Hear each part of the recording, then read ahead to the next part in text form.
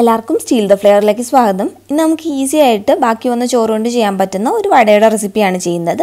അപ്പോൾ ഇതെങ്ങനെ ചെയ്യുന്നതെന്ന് നോക്കാം. ഇതിനു വേണ്ടിയിട്ട് നമുക്ക് അന്ന് ബാക്കി വന്ന ചോറോ അല്ലെങ്കിൽ തലേന്ന് ബാക്കി വന്ന ചോറോ ഏത് വേണമെങ്കിലും ഉപയോഗിക്കാം. ഇപ്പോൾ തലേന്ന് ബാക്കി വന്ന ചോറ് വെള്ളത്തിലിട്ട് വെച്ചേക്കുവാണെങ്കിൽ ആ വെള്ളം ഒന്ന് കളഞ്ഞിട്ട് ബാക്കി ചോറ് മാത്രമായിട്ട് എടുക്കുക. ഇതിപ്പോൾ ഞാൻ തലേന്ന് ബാക്കി വന്ന ചോറ് ഫ്രിഡ്ജിൽ വെച്ചിട്ട് അങ്ങനെ എടുത്തിട്ടുള്ളത്. അങ്ങനെ 1 കപ്പ് ചോറ് എടുത്തിട്ടുണ്ട്. അപ്പോൾ അത് നമുക്കൊരു മിക്സിയുടെ ജാറിലോട്ട് ചേർത്ത് കൊടുക്കാം. അതിൻ്റെ കൂടെ തന്നെ ഒരു 3 ടേബിൾ സ്പൂൺ അരിപ്പൊടി ചേർത്ത് കൊടുക്കണം.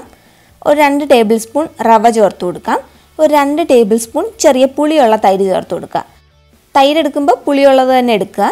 ഇനി ഇത് ഇത്രയും കൂടി നന്നായിട്ടൊന്ന് അരച്ചെടുക്കണം. നല്ല മഷി പോലെ അരച്ചെടുക്കണം. ഇനി ഇത് നമുക്കൊരു പാത്രത്തിലോട്ടൊന്ന് മാറ്റാം. ഇനി ഇതിനകത്തോട്ട് ഒരു സവോള ചെറുതായിട്ട് അരിഞ്ഞ് ചേർത്ത് കൊടുക്കാം. ഇപ്പോൾ ഒരു ചെറിയ സവോള മതിയാവും. അപ്പോൾ വലുതാണെങ്കിൽ പകുതി എടുത്താൽ മതി. ഇനി ഇതിനകത്തോട്ട് ഒരു 2 ടീസ്പൂൺ ഇഞ്ചി ചെറുതായിട്ട് അരിഞ്ഞ് ചേർത്ത് കൊടുക്കാം. ഒരു പച്ചമുളക് ചെറുതായിട്ട് അരിഞ്ഞ് ചേർത്ത് കൊടുക്കാം. ഒരു 1/2 ടീസ്പൂൺ കുരുമുളക് ചതച്ചത്, ആവശ്യത്തിന് ഉപ്പ്, ഇത്രയും കൂടി ചേർത്ത് കൊടുത്ത് നന്നായിട്ടൊന്ന് മിക്സ് ആക്കി എടുക്കണം.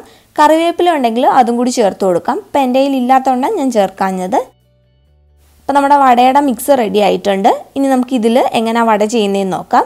അപ്പോൾ നമ്മൾ സാധാരണ ഉഴുന്നുവടയൊക്കെ ചെയ്യുന്ന കണക്ക് തന്നെ കൈയൊന്ന് വെള്ളത്തിൽ മുക്കിയിട്ട് കൈകൊണ്ട് ചെറിയ ഉരുളകളെടുത്ത് നടുക്കൊരു കുഴി ഇട്ടിട്ട് എണ്ണയിലോട്ട് ഇട്ട് കൊടുക്കാം. അപ്പം അങ്ങനെ ചെയ്യാൻ ബുദ്ധിമുട്ടുള്ളവർക്ക് വേണ്ടിയിട്ട് ഒരു ടിപ്പ് പറയാം.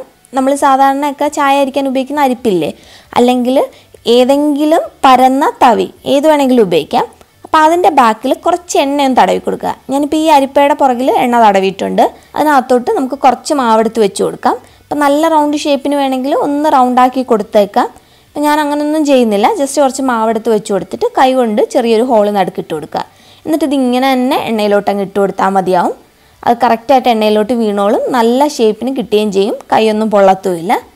പിന്നെ അല്ലെങ്കിൽ നമുക്ക് സാധാരണയൊക്കെ വടയ്ക്ക് ചെയ്യുന്ന കണക്ക് കൈയൊന്ന് വെള്ളത്തിൽ മുക്കിയിട്ട് കുറച്ച് മാവെടുത്ത് നടുക്കൊരു ഹോളിട്ടിട്ട് എണ്ണയിലോട്ട് ഇട്ട് കൊടുക്കാം. ഇപ്പോൾ 2 രീതിയിൽ ഇട്ട് കൊടുത്തിട്ടുണ്ട്. നമുക്കിനി ഇതൊരു മീഡിയം ഫ്ലെയിമിലിട്ട് ഒന്ന് ഫ്രൈ ചെയ്തെടുക്കാം. നമ്മൾ ആദ്യം അരിപ്പയിൽ വെച്ചിട്ട് ഇട്ട് കൊടുത്തത് റെഡി ആയിട്ടുണ്ട്. നല്ല കളറിലൊക്കെ വന്നിട്ടുണ്ട്. ഇപ്പം രണ്ടാമത് ഇട്ട് കൊടുത്തതും റെഡി ആയിട്ടുണ്ട്. ഇതുപോലെ തന്നെ നമുക്ക് ബാക്കിയൊക്കെ ചേർത്ത് കൊടുക്കാം. അപ്പോൾ നമ്മുടെ വടയൊക്കെ റെഡി ആയിട്ടുണ്ട്. ഇതൊന്ന് ചെറുതായിട്ട് തണുക്കുമ്പോഴായിരിക്കും കഴിക്കാൻ ഒന്നും കൂടി ടേസ്റ്റ്. നമുക്കിത് കൈകൊണ്ട് ചെറുതായിട്ടൊന്ന് മുറിച്ച് നോക്കാം. അതിൻ്റെ അകമൊക്കെ നന്നായിട്ട് കുക്കായിട്ടുണ്ട്. നല്ല ടേസ്റ്റുള്ളൊരു വടയാണ്. അധികം എണ്ണ കുടിക്കുന്ന പ്രശ്നങ്ങളോ ഒന്നുമില്ല. അപ്പോൾ എല്ലാവരും ഒന്ന് ട്രൈ ചെയ്ത് നോക്കുക. ഉറപ്പായിട്ടും ഇഷ്ടമാവും. ചോറ് എപ്പോഴെങ്കിലും ബാക്കി വരുവാണെങ്കിൽ ഈ രീതിയിലൊന്ന് ട്രൈ ചെയ്ത് നോക്കുക. എന്നിട്ട് നമുക്ക് ഫീഡ്ബാക്ക്സ് അറിയിക്കുക. അപ്പോൾ ഇതുപോലെ ഇനിയും വീഡിയോസൊക്കെ കാണാനായിട്ട് ചാനൽ സബ്സ്ക്രൈബ് ചെയ്യുക. വീഡിയോ ഇഷ്ടപ്പെട്ടിട്ടുണ്ടെങ്കിൽ ലൈക്ക് ചെയ്യുക. പിന്നെ അതുപോലെ തന്നെ നമ്മുടെ ഫേസ്ബുക്ക് പേജും ഇൻസ്റ്റാഗ്രാം പേജും ഫോളോ ചെയ്യാൻ മറക്കരുത്. അപ്പോൾ രണ്ടിടത്തും അതിൻ്റെ പേര് സ്റ്റീൽ ദ ഫ്ലേവർ എന്ന് തന്നെയാണ്. അപ്പം ഇഷ്ടപ്പെട്ടിട്ടുണ്ടെങ്കിൽ അതും ഒന്ന് ഫോളോ ചെയ്യുക.